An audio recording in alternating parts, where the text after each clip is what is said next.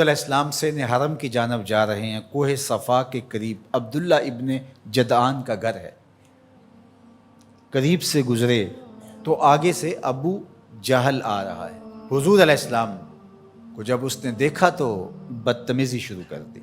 وہ الجھتا چلا جا رہا ہے حتیٰ کہ اس نے ایک نوکیلا پتھر پکڑ کے حضور کو زخمی کر دیا اور آقا کے نازک بدن سے خون بہنے لگا.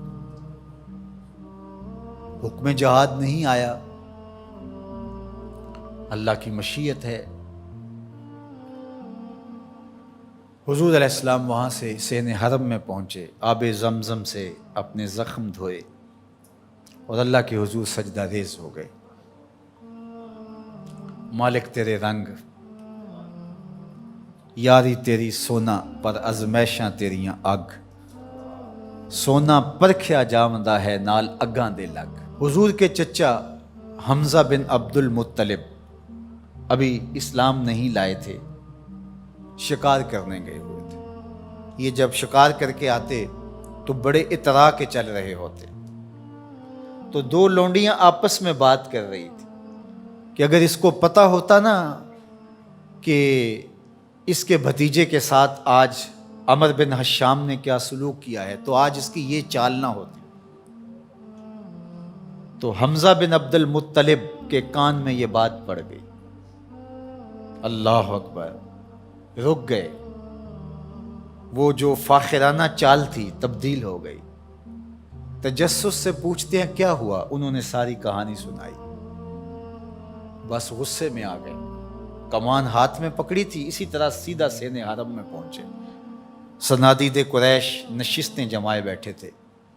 ابو جہل بھی اپنے چیلے چانٹوں کے ساتھ ایک نشست پہ براجمان تھا. کمان کو زور سے اس کے سر پہ مارا اور کہا کیا تو نے محمد کو لاوارث سمجھ لیا ہے صلی اللہ علیہ وسلم. خیر ابو جہل کا سر پھٹ گیا، اس کے چیلے چانٹے اٹھے، لیکن بڑا کائیں شخص تھا ابو جہل.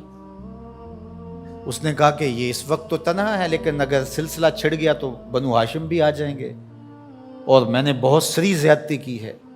اس نے کہا بس بس بس چھوڑ دو، مجھ سے کچھ ہو گیا تھا. اب حضرت امیر حمزہ حضور کو تلاش کرنے لگے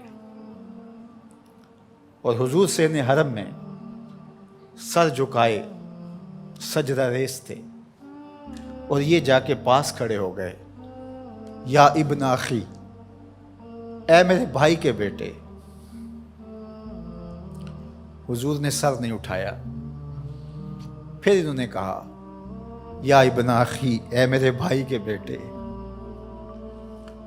حضور پھر سجدے میں سر رکھ کے رو رہے ہیں. پھر انہیں تیسری مرتبہ کہا یا ابن اخی، اے میرے بھائی کے بیٹے. حضور سجدہ ریز ہے. میاں صاحب فرماتے ہیں اسی کسے دے کچھ نہیں لگ دے تے نہ کوئی ساڈا دردی.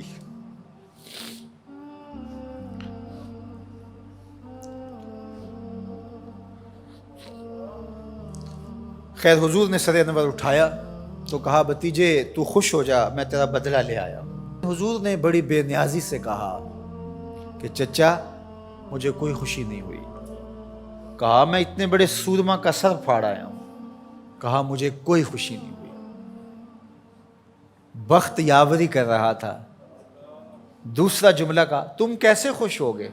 کہا جس رب کو میں مانتا ہوں اس کو تم بھی مان لو، یہ میری خوشی کا سامان ہے، اگر مجھے یہ دے سکتے ہو. تو کہا پھر دیر نہ کیجئے، ابھی اپنی غلامی میں شامل کر لیجئے. یہ ہوتی ہے اپنے مشن کے ساتھ وابستگی.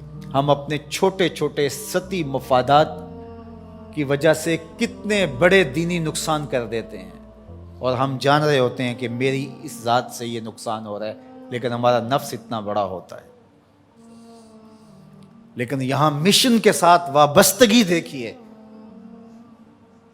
وہ کہتے ہیں کہ بھتیجے بتاؤ تم کیسے راضی ہوتے ہو؟